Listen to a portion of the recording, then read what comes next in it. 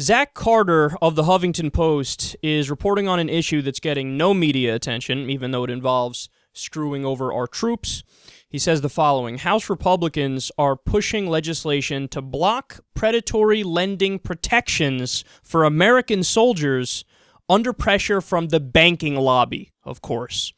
GOP lawmakers tucked the deregulation item into the National Defense Authorization Act, a major bill setting the military's funding, along with a number of other controversial terms on Guantanamo Bay and other issues. If the banking item is enacted, it would impose a one-year delay on new Department of Defense rules meant to shield military families from abusive terms on payday loans and other forms of high-interest credit. The bill is being considered Wednesday before the House Armed Services Committee. So, yet again, here we have another story where if we had a media that was doing its job in the United States of America, they'd be screaming from the mountaintops, protect the troops, support the troops! In 2004, in the election with Bush and Kerry, all the Republicans could say nonstop is, you don't support the troops, man! Do you support the troops? Oh, you don't support the troops enough.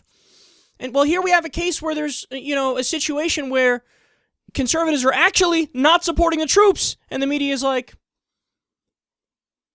you guys want to grab a sandwich? Let's go grab a sandwich. There's nothing interesting or important happening today, is there?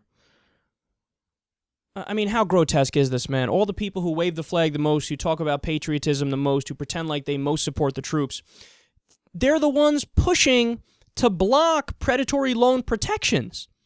And they lay it out in the article. They tell you why that's happening. There's no ideological difference of opinion here between the Democrats and the Republicans, where they're having a policy debate and they have two separate but genuine positions. No, it's just the banking lobby went to their bitches, their puppets, their corporate whores, the Republicans, and said, we would like you to screw over the troops and let us continue to gouge money from them and let us continue to do predatory loans. And they're like, oh, yes, master, I'm on top of it just this second. Please, would you like me to rub your balls first before I go and take care of this?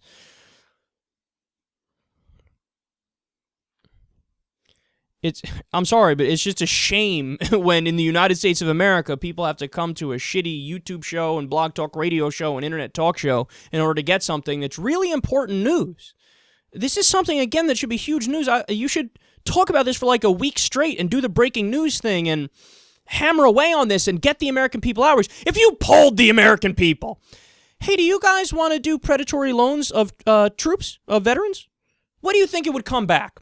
My guess is 100% would say, of course not. What a stupid fucking question.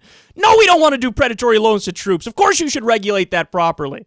So here you have an issue where the people of America, Democrat, Republican, Independent, whatever, we all agree.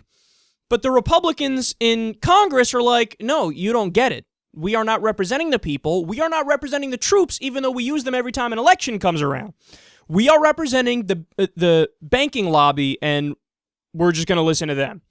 And fucking Democrats, where are you on this?